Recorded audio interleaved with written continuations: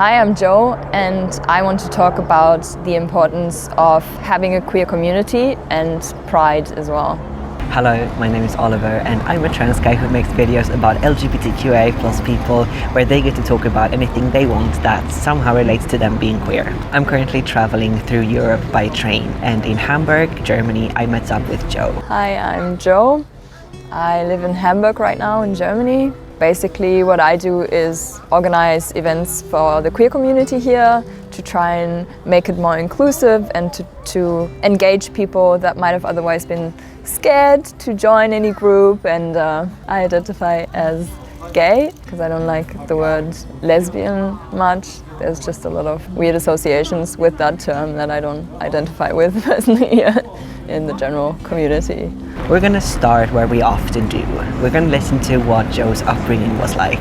When I grew up, I had a fairly open-minded, kind family. So basically I was allowed to be who I wanted to be, but because I had no role models and I had no one to show me what being LGBTQIA+ would look like, I realized only when I was about 18 or 19 that I was gay. And then basically I was in a city where I didn't know a single queer person. I didn't know anyone's gay uncle, no one in a Western country.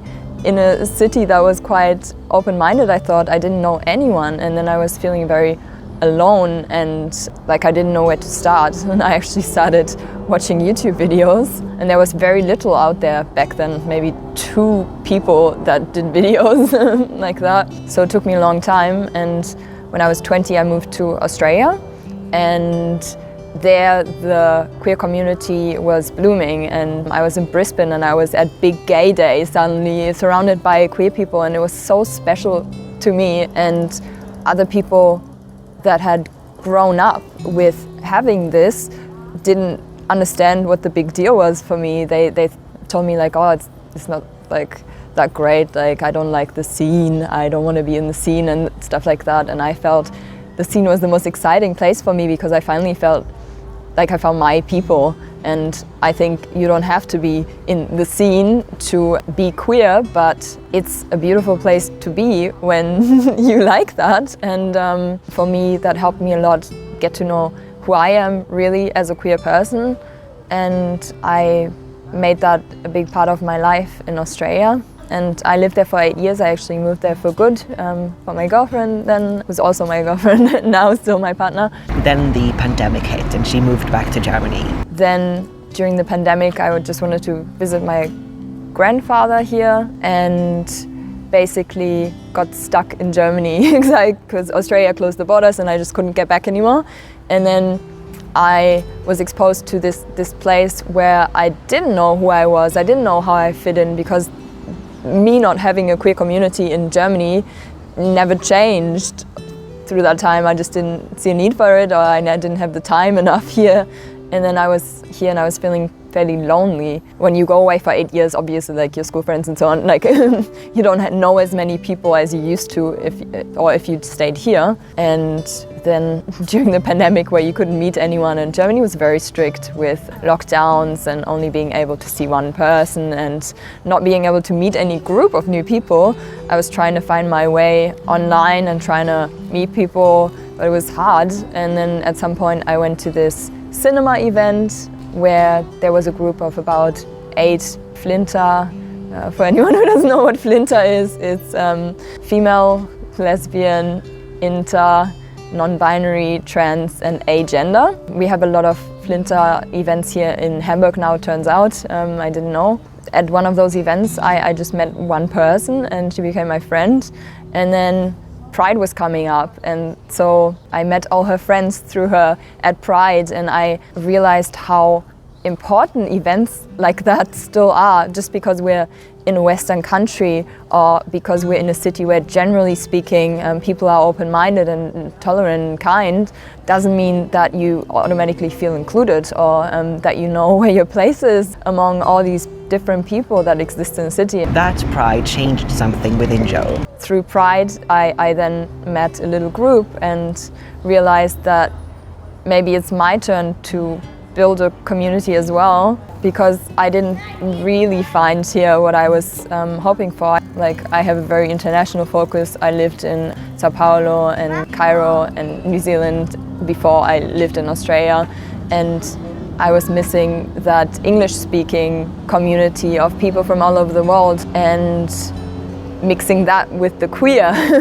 part of the community. So basically I wanted to create a community that was more international, because that was my thing where I felt most comfortable. I met a few people through a meetup group, a queer meetup group, and we just started creating events, such as we were baking together, we were making sushi together and pizza. So we started with the foodie. So it was always good to have food, and we started board game nights, and then we created a pride group as well, where Flinter could get together, and if they'd never gone to a queer event, they could join our group, and then they'd have someone to go to Pride with. And it was very rewarding to see some people that hadn't gone to queer events before, and them suddenly finding other people to go on this journey with, and to realize who they are and to feel comfortable with who they are. Yeah, so now we've got a WhatsApp group with 70 people here, which is, I think it's big for a WhatsApp group. It's really small overall, but for Flinter, like, that's a lot. And this new big queer community is a stark contrast to her life during the pandemic. Through the pandemic, through the lonely times, I suppose, that I think every queer person experiences aside from pandemic times, but I just had it a lot stronger because it was amplified through, the circumstances of having to be locked up in my home and not having been in this home for a year. So I had to move back in with my parents when I was quite a lot too old for that. I guess I really understood what it must be like for others, and I wanted to create a space where we can be lonely together, or maybe not so lonely. Yeah.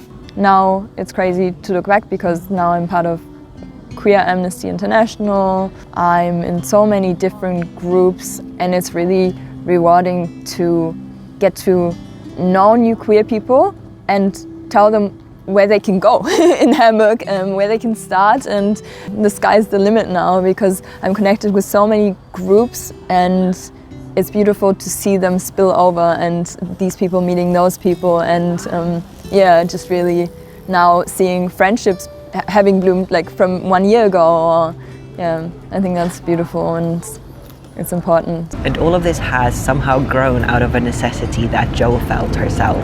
Having this group and having very close friends in this group as well, I feel really grateful, because I created a space at first so I would have a place to go, and then through that a place for others as well. And not that it was just about me, but the more this process went on, the more it became about what I can offer others, and getting a lot of feedback about, like, hey, you helped me find my people, or my friend told me, I don't think you're aware of what you're giving people, especially the people that are new to the queer community, because I was doing it as well because it felt really good to connect people, and to see that impact now, I'd say 1.5 years in, is quite incredible. And the beautiful thing is, it's not just me organizing events anymore. There always needs to be one person that kicks it off, and especially if you've got a WhatsApp group, no one writes. Like, I don't know, we're shy. So I start creating events, but now there's a lot of other people that create events, and there's so many that I don't know about. Like, I like to think I know a lot about of events here. But yeah, it's cool to see that. And then sometimes I'm part of an event that someone else now planned in the group, and it's really cool, yeah. It feels good for Jo to see this happening. It feels good to see the positive impact for others, and I felt loneliness to a degree where it was physically painful. It's easy to talk about it now because I'm so far away from it, but it was excruciating then, and I know what loneliness feels like, I really do. And to get to take that away from others, to get to be the relief in some little form for others, that feels really good, because I don't want anyone to have to feel like that. Yeah. Jo wants to end this video by telling us why she thinks this is important to talk about. The main point is that just because we're in a Western country and just because we're forward-thinking in many ways, that events such as Pride are very valuable still and necessary, because that visibility, even, I mean, that was for me 10, 12 years ago that I didn't know anyone. That's not a long time ago, first of all. And just because it's more open now and it's easier through social media, there's still a place for seeing people in person and knowing that, hey, I can be like that, and I can be open and I can be brave.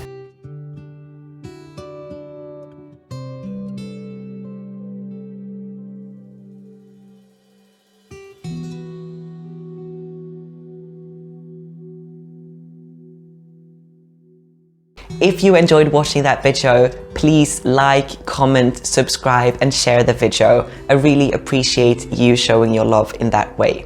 If you also want to support the channel financially, that's possible via Patreon, but really no pressure. See you next time!